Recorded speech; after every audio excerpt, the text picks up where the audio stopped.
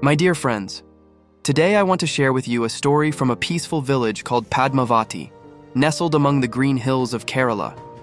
It is the story of Anjali, a woman who appeared to own very little, yet possessed a treasure greater than gold. Her life is a reminder of where true wealth lies, and I believe her wisdom can guide us even today. Anjali was a woman of extraordinary beauty, but not just in the way her long black hair shone, or how the jasmine flowers adorned her braid. Her real beauty was in how she looked at life, with eyes that carried light and lips that carried a smile, even when circumstances grew difficult. She lived alone, without husband or children, in a small white-walled house with a red-tiled roof. Behind her home was a vegetable garden, which she tended every morning with patience and love. The villagers sometimes pitied her solitude, thinking that to live alone was a curse.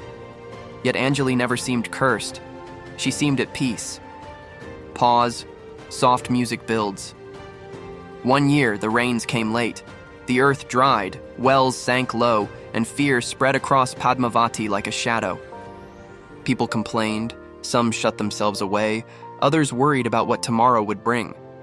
But Anjali, every morning, went to her garden. She gathered the few vegetables that managed to grow and carried them to her neighbors. Behind her house, she kept a cow. From it, she took the milk she needed, and the rest she gave to the needy, the elderly, and the hungry children of her village. Tell me, my friends, how many of us, when faced with scarcity, think first about giving rather than keeping? Yet this woman, with so little, lived as if she had everything. One afternoon, while searching through an old trunk, Anjali found a diary she had filled as a young girl, with poems, drawings, and memories of dreams. Reading those words, she realized something profound, that even in drought, creativity can bloom. Even in difficulty, joy can be cultivated. So she organized a small evening in her courtyard. She lit salt lamps and old oil lanterns, invited neighbors, asked for nothing in return. That night, women told stories, children sang songs, a young man played his old guitar. For a few hours, the village forgot its fear and its hunger. Instead, it remembered laughter, warmth, and community. Soft pause, visuals of smiling villagers, lanterns glowing. Some villagers told her, "Anjali, you should sell your vegetables and milk at the market. You could earn money, live more comfortably." But she only smiled and said, "I already have what I need. The little I share is worth more than gold."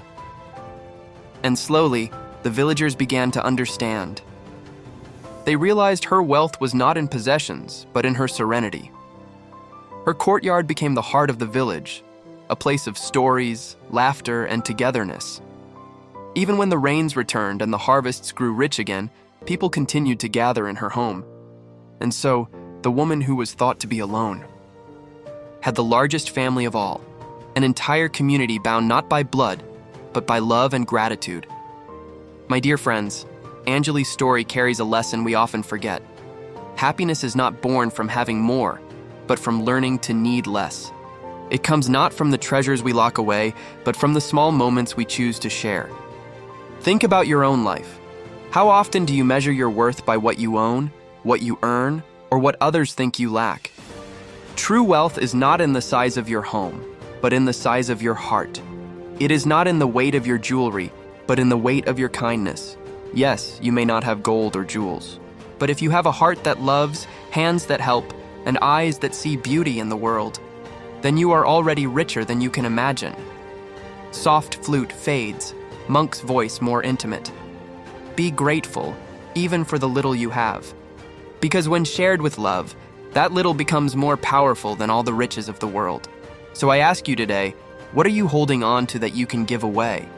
Is it your time, your kindness, your smile? Do not underestimate the power of small gestures. They can transform fear into hope and strangers into family. Remember, my friends, the rains may delay and scarcity may come, but if we keep love in our hearts and gratitude in our eyes, we will never truly be poor. If this story touched you, share it with someone who needs to remember that happiness is here, in the present moment. And if you wish to walk further on this path of wisdom, subscribe to this channel so that together we can continue learning the art of living deeply, peacefully, and joyfully.